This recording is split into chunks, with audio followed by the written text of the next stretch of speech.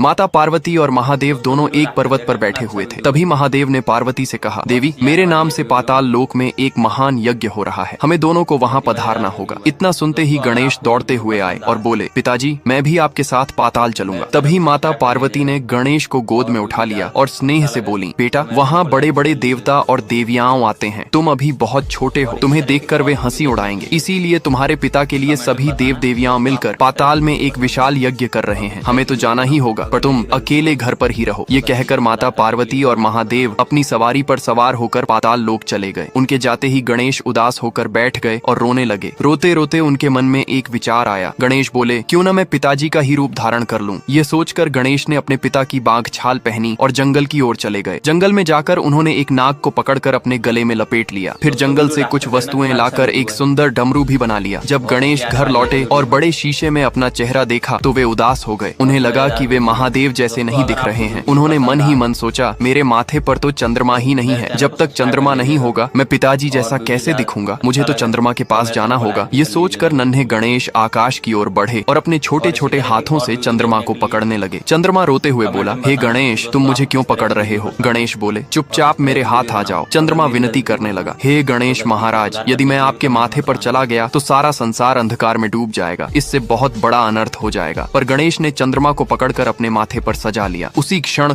पूरी सृष्टि में अंधकार छा गया। चारों ओर हाहाकार मच गया। सभी देवता और देवियां घबराकर गणेश के पास आए और हाथ जोड़कर बोले, हे बाल गणेश, कृपा करके चंद्रमा को छोड़ दीजिए। गणेश बोले, नहीं, मुझे पिताजी जैसा बनना है और पाताल जाना है, वहाँ बच्चों को नहीं जाने दिया जाता, इसीलिए मैंने चंद्रमा को पकड़ लिया। उधर पाताल लोक में यज्ञ चल रहा था। तभी अचानक वहाँ भी घोर अंधकार छा गया। माता पार्वती चिंतित होकर बोली, प्राणनाथ, यह कैसा अनर्थ हो गया। महादेव मुस्कुराए और बोले, देवी, यह सब आपके लाडले पुत्र गणेश की लीला है, उसी ने चंद्रमा को अपने मस्तक पर धारण कर लिया है। यह सुनते ही महादेव और माता पार्वती आकाश की ओर चल पड़े। जब वे गणेश के पास पहुंचे तो माता पार्वती अपने पुत्र को उस रूप में देखकर मूर्छित होकर गिर पड़ी। महादेव ने उन्हें संभाला और होश में लाने लगे। चारों ओर देवता देवियां रोते हुए बोले, हे गणेश, तुम अपनी माँ के प्राण हो। तुम्हें देखकर वे मूर्छित हो गईं। ये सुनकर गणेश दौड़ते हुए अपनी माँ के पास आए और उन्हें उठाने लगे। तभी माता पार्वती को होश आया। उन्होंने गणेश को अपनी गोद में उठा लिया